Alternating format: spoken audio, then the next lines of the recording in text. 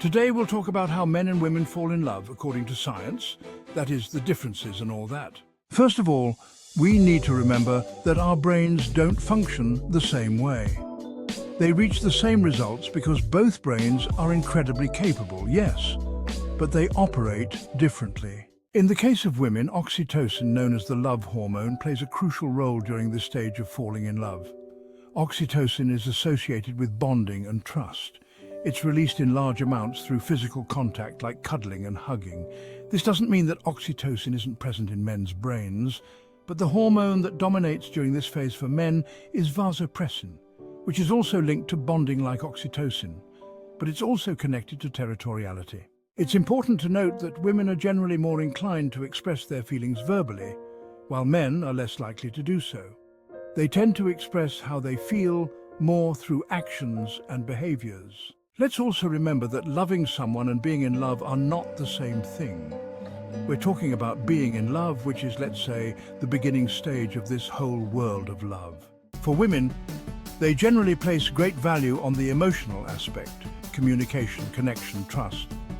While men, in this stage of falling in love, tend to focus more on physical beauty, physical attraction, and how much they like or are excited by someone. This doesn't mean that men don't value emotional connection. They do, of course, but initially, it's not the priority. However, as the relationship progresses, emotional connection does become very important. I feel like this point might be debated a lot, but in general, women take longer to fall in love.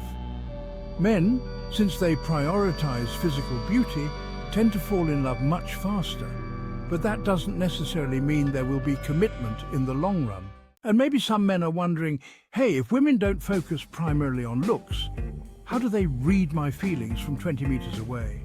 Well, they do notice physical appearance, but they also pay a lot of attention to commitment, reliability, trust, and your potential for success. Of course, we're talking long term, not for tomorrow, so relax, but keep working on it. Now we might be wondering, okay, so men focus on physical appearance, but is that all? No.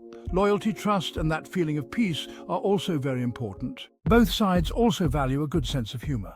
Here's an interesting and practical tip for both sides. Men are known to like solving problems for women they care about. It's in their nature. And women love a man who solves things, right? We all knew that.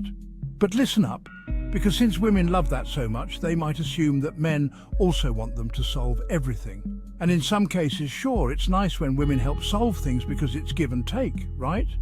But be careful, because this can dampen the spark a little bit. Since the male brain works this way, if a man sees that everything is being solved for him, he's going to get really comfortable.